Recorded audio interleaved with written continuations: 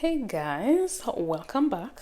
It's your favorite girl, Juju Afro Goddess, and I am back again with another video for you guys. This time I want to talk about featurism. I've talked about colorism so many times.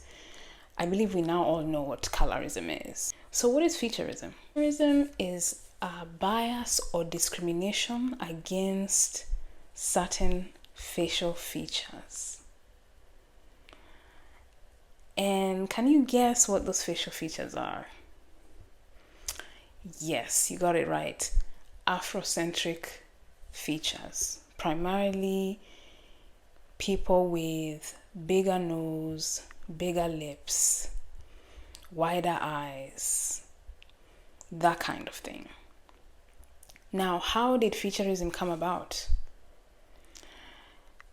Obviously, Eurocentric, white beauty standards, as always, right?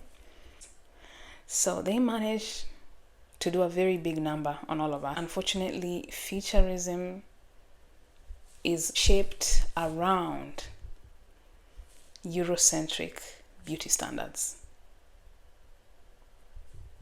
sadly. So how does it work, right? Obviously, people with thinner lips, a more narrow, smaller nose, the whole 9 yards, are often more favored, more valued by society when it comes to beauty. Now, how did it personally affect me? Right? Let's talk about that, because I've gone through it all. Now, my earliest memory of realizing that I had big lips. I remember one time I harmlessly posted a selfie on Facebook. I was only maybe like 11 or 12, I don't know. I posted an innocent selfie, made sure not to put too much lip gloss, right, out of fear.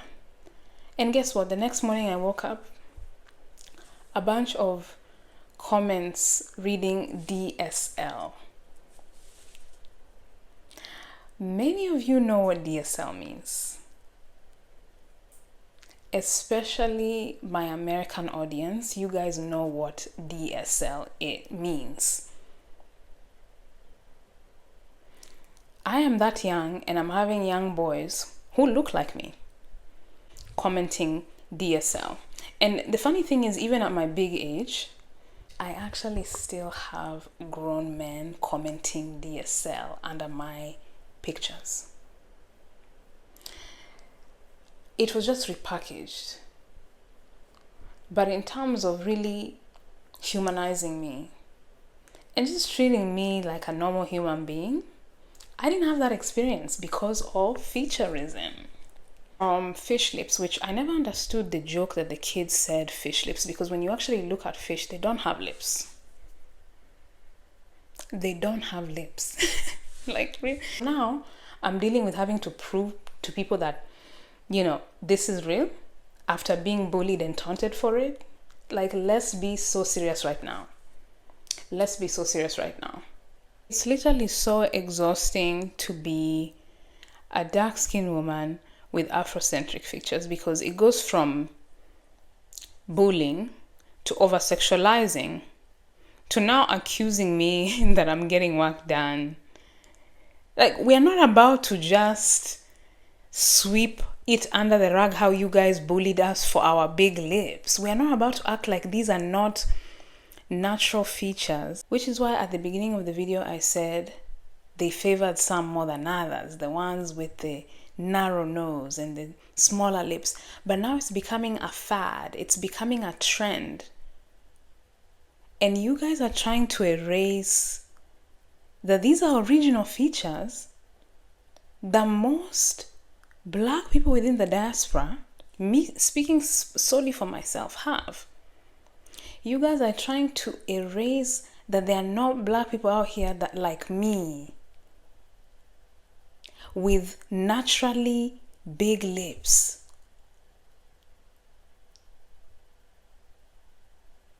Black people are not a monolith. You guys are not about to sweep it under the rug and act like this is not real. We're now in an age where all of this is being somehow socially accepted and people are going to go plumb up their lips and get them injected. I have nothing against that, right? But I want you to understand that people like me were bullied for these features. I don't have a problem with what women choose to do with their bodies.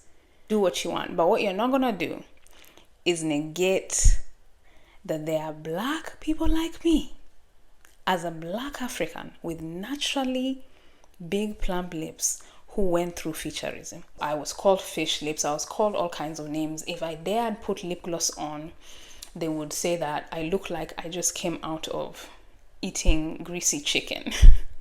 Honestly, I'm laughing at most of this because it doesn't bother me at my big grown age. So that is why I share what I share. That is why I share my experiences. I want to validate women who've gone through what I've been through. Because for many centuries, we've been told we're crazy. Whenever we come out here and share our stories, we're always being told that what we are saying is wrong, it's not true. How are you going to tell me my personal experiences? And you don't know me. You're a stranger on the internet. You're a bot account on the internet. Exactly. I do this for women who look like me. I do this for women who have gone through what I've been through, to validate what they have been through. And to make sure they know I see you. I understand your pain. I understand your struggle. I understand what you've been through. And that's all I have to say. Thanks for coming to my TED Talk. Stay tuned for my next video. I don't know what it's going to be on, but we're talking about it all. And then also stay tuned for my reels, because I think I'm gonna start doing like maybe more beauty content. I'm being asked to do a lot of like lip combo videos, like everyday makeup by a few people here and there. Like let me know what you guys want to see, because honestly, this channel is not about just the bad things that I've been through, and I keep saying that. This is me healing out loud in every aspect, but also sharing the things that I enjoy. And that is makeup, different things. So just let me know what you want to see. And yeah, I'm still going to be sharing my stories. You guys know I'm hard-headed. And also comment accordingly. Otherwise, you'll just get deleted. I'm not wasting my energy going back and forth with you. And you're not going to collect a community of people co-signing your nonsense comments under my video. You guys know how I am. Don't get deleted and blocked. All right, bye.